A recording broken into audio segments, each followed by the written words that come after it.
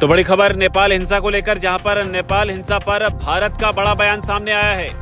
भारत ने पहली बार नेपाल हिंसा पर प्रतिक्रिया दी है।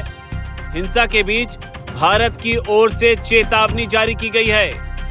नेपाल में भारतीयों को सावधानी बरतने की सलाह दी गई है। भारत की ओर से कहा गया है कि नेपाल में भड़की हिंसा के बाद हम पूरी स्थिति को लगातार मॉनिटर कर रहे हैं। इस हिंसा में कई लोगों की जान चली गई है, तो ये बात भारत की ओर से कही गई। साथ ये भी कहा गया है कि जिससे हम बेहद दुखी हैं। तो बड़ा बयान, पीड़ित परिवारों के प्रति हम संवेदनाएं व्यक्त करते हैं। हम घायलों के जल्द स्वस्थ होने की कामना करते हैं। साथ ही भारत की ओर से कहा गया कि नेपाल का पड़ोसी और करीबी मित्र होने के नाते भारत उम्मीद करता है कि यहाँ हालात जल्द से जल्द सामान्य हो जाएं। साथ ही ये भी कहा है कि सभी मामलों को शांतिपूर्ण बातचीत से सुलझाना बेहतर होगा। हम आशा करते हैं कि सभी संबंधित पक्ष संयम बरतेंगे और शांतिपूर्ण तरीकों और बातचीत के जरिए किसी भी मुद्दे का समाधान करेंगे। इतना नहीं, भारत ने साथ ये भी कहा कि नेपाल में मौजूद भारतीय नागरिकों को भी एहतियात बरतने की सलाह दी जाती है।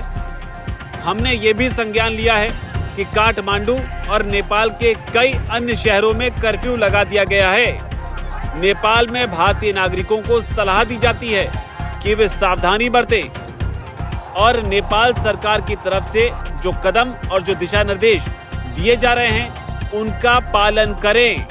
तो ये भारत की ओर से बड़ा बयान।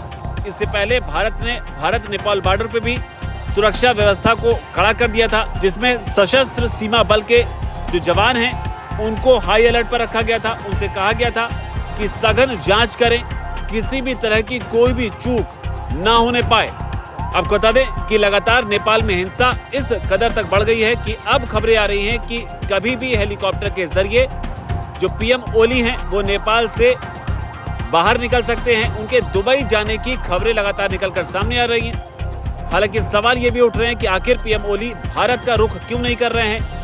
शेख हसीना की तरह अपनी जान बचाने के लिए वो भारत क्यों नहीं आ रहे हैं। हालांकि भारत के साथ जो नेपाल के संबंध हैं उन्हें देखते हुए और चीन के साथ जो पीएम ओली की नजदीकियां हैं उन्हें देखते हुए माना जा रहा है कि फिलहाल पीएम ओली को दुबई ही सबसे सुरक्षित ऑप्शन लग रहा है।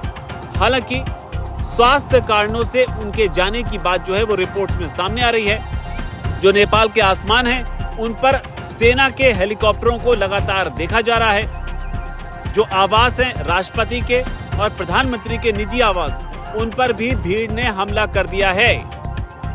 और भीड़ का जो प्रतिनिधित्व कर रहे हैं उनका नाम है सुदन गुरुंग। उनका बयान भी लगातार सुर्खियों में बना हुआ है।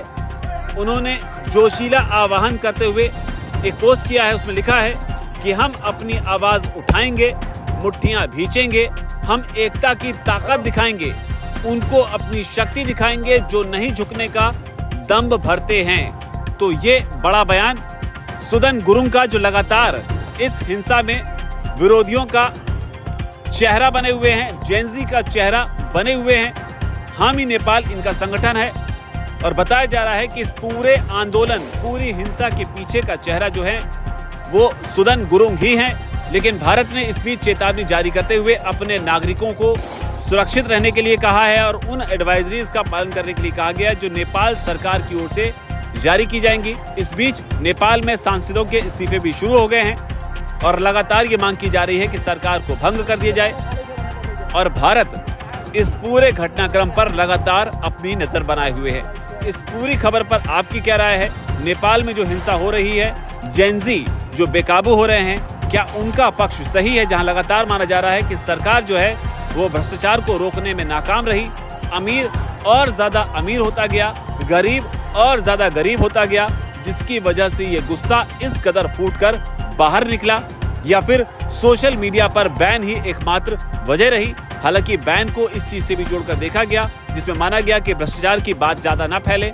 इसको लेकर लोगों के बोलने की, अभिव्यक्ति की आजादी पर इसे रोक के तौर पर देखा गया।